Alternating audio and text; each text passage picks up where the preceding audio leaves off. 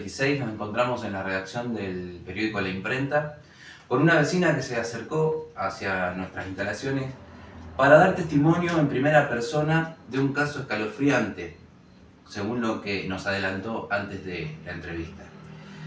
Obviamente ella se encuentra de espaldas porque queremos preservar su identidad y su seguridad física, y nos va a relatar su caso en el que tiene que ver con violencia de género y con algunas agresiones que viene vivenciando con su expareja. Bueno, Karina, contanos, ¿qué edad tenés? 56. Bien. Contanos cómo empieza todo esto y por qué llegaste a nosotros a venir a denunciar esto. Bueno, esto empieza hace varios años. Yo estuve en pareja aproximadamente 2 años, y cuando empieza la violencia, nos distanciamos. ¿Cómo empezaron esos primeros indicios de violencia? ¿Qué notaste? ¿O qué te pasaba? Bueno, me parecía como fue la primera vez en 2 años que él muestra ese lado violento, y bueno, después pide disculpas y que no iba a volver a pasar.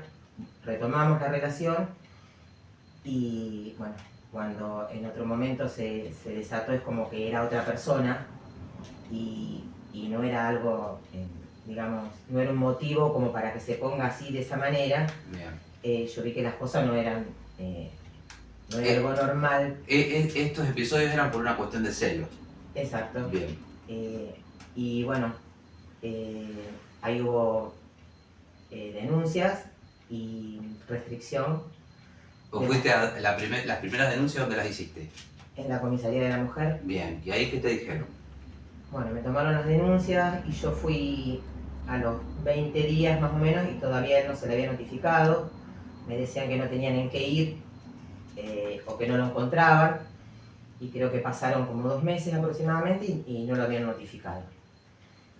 Y bueno, me cansé de ir, me dijeron que siga haciendo denuncias y bueno, era como, lo vi en ese momento como perder el tiempo, porque iba y no encontraba respuestas, o las cosas quedaban ahí como encajonadas. Y bueno, pasó el tiempo y hasta que volvió otra vez con lo mismo, volví a hacer denuncias.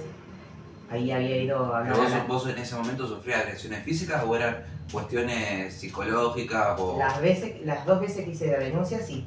Bien. Con testigos y en la calle, en un departamento donde yo vivía, que había entrado.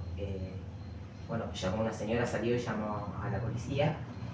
Sí, eran agresiones físicas. Bien. Bueno, y después era como que desapareció un tiempo.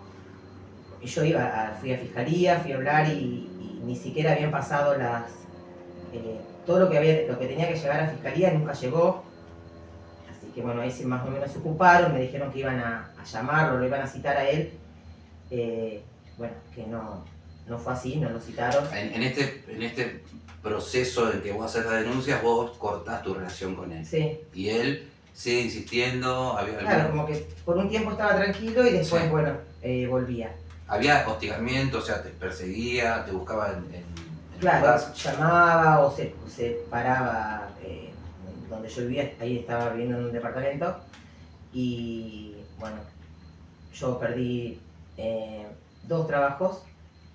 En uno me dijeron que como que arregle mis cosas y que después vuelva. ¿Por qué perdiste? Porque él iba y hacía escándalo ahí, entonces yo llamaba al 911, y cuando iban los autos de la policía, al dueño a lo mejor le molestaban, o lo hacía por los clientes. Bueno, ahí perdí uno. Después en la segunda oportunidad yo llegaba a trabajar y bueno, no sé dónde salió, pero con un auto llegó y me frenó así, y estaban los compañeros de trabajo, digamos. Y bueno. Claro, como que tenía actos de intimidación, digamos. Exacto. Bueno, y siempre con excusas diferentes, o para que la gente escuche a lo mejor otra cosa. Me pedía algo, me decía que, bueno, no sé. La cuestión que Bueno, me cansaba. ¿Y denunciabas en ese momento? Denunciaba y me decía que a él lo tenían que encontrar en el lugar para detenerlo, que con eso no alcanzaba, que tenía que tener más pruebas, así que cada vez que llame, bueno, yo aportaba fotos de las llamadas grabadas, y bueno, las pruebas estaban, Claro. testigos, pero era como que no alcanzaban. Y a él me decía como que lo tenían que encontrar y que yo tenía que dirigirme al 911, no a fiscalía. Y bueno, hasta que me cansé y como él dejaba de molestar, Claro. digamos, bueno, quedaba todo ahí. Pero esta vez fue mucho más, más grave. La verdad que, bueno, cuando vuelve, cuando empieza a molestar primero con llamadas, de las cuales yo después no atendía, empezó a llamar con teléfonos de vecinos, de clientes, porque yo no atendía, pero después llamaba. Llamaba con teléfonos de otras personas, llamaba... Claro, le pedía el teléfono, claro. Como yo lo tenía bloqueado, pedía otros teléfonos y le preguntaba, le decía que tenía una llamada perdida, entonces me decía no, porque vino otra persona, me pidió para hacer un llamado y bueno, y se empezó yo veía el auto que estaba estacionado afuera de donde yo vivo, y entonces no podía salir. Tengo fotos inclusive de él parado para que le abra fuera del departamento. ¿Eso lo presentaste también en las denuncias? Sí, tengo todo presentado.